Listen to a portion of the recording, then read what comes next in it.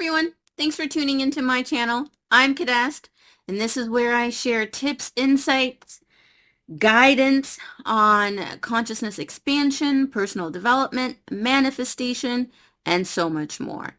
Now in this post, I want to explore the value of developing your emotional awareness. Now, in my positive emotional intelligence course, the focus that I guide you toward is using your skills of self-awareness and self-regulation, your emotional awareness, to increase the frequency of positive emotions in your life. And the value of that is manyfold. But before you get to that point of using your already developed skills of self-awareness and self-regulation to increase how often you feel good, you need to develop the basic skills of understanding your emotions. And I'll give a real life example of this. I started working on developing my emotional intelligence probably a decade or so ago, where I actively started journaling for self-awareness, journaling for self-regulation, to develop my competency so that I could better regulate my responses to life experiences. Now, I've been using practices like gratitude and meditation, mindfulness meditation and the like, to really shift my sort of cognitive orientation, if you will, so that more often than not, I am experiencing positive emotions. It's rare for me to experience instinctual life protective responses mm, in a reactive way, I would say. So, I'm going on about my experiences, and there was something that was irking me, and I didn't know what it was. And after a little bit of exploration, I recognized that it was the emotion of jealousy. Now, jealousy isn't an emotion that I experience often, but the moment that I had that moment of recognition was like, oh, I was feeling jealousy. That irking sensation went away.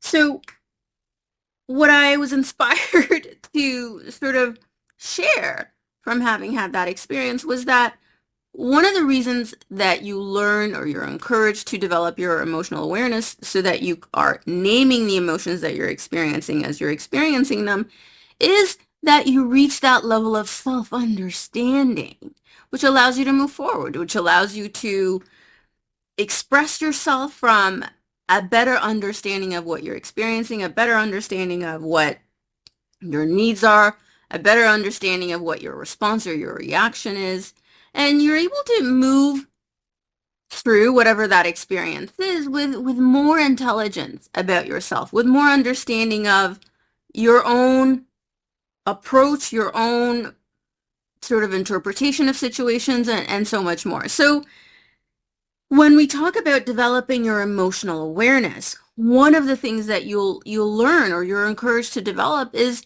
that skill of being specific about what emotion you're experiencing. Now, I'll hear someone say something like, "Oh, I feel so emotional."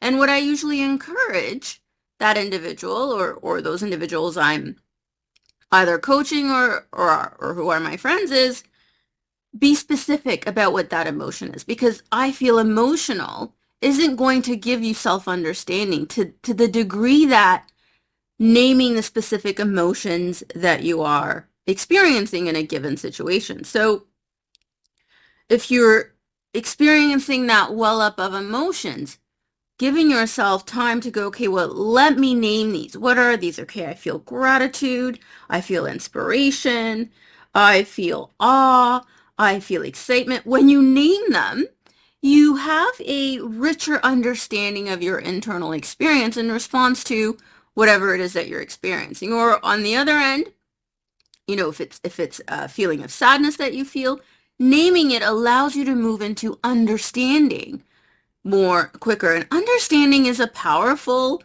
experience when you have that moment of, oh, that's what that is.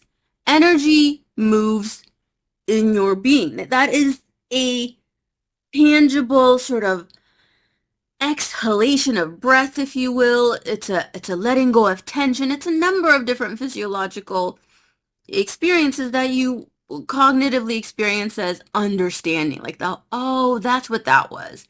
And that allows you to move forward in your experience. So whether we're talking about, you know, positive emotions or life protective emotions or instincts like, you know, anger or jealousy or what have you, or a mix of emotions, taking that moment to go, what am I specifically feeling? What are these specific emotions that I'm experiencing? And naming them helps you move forward just like that in that experience. And ultimately, that's what emotion regulation is about, developing your skills of emotional awareness, your ability to know your emotions, understand your emotions, essentially understanding yourself is about, you know, equipping you with the cognitive and behavioral skills you need to maintain a productive, forward moving, constructive, useful day-to-day experience. The more you have those skills of self-awareness and self-regulation, the more you can pick up and move on from any kind of experience. You know, emotion regulation and understanding those nuances of what you're internally experiencing can enrich the experience that you're having. That self-understanding can deepen, sort of help you anchor the juiciness of the good stuff that you're experiencing. And in the cases where you're moving through challenging situations, that self-awareness and understanding, that sort of on the go processing of your internal experience allows you to stay resilient and resourceful as you move through that challenging experience. So, whichever way that you look at it, developing your emotional awareness, developing that skill of being able to effectively name your emotions, understand what you're experiencing, and ultimately understand yourself is a powerful cognitive resource. It's a powerful behavioral resource. It's a powerful relationship resource. It's a powerful life resource.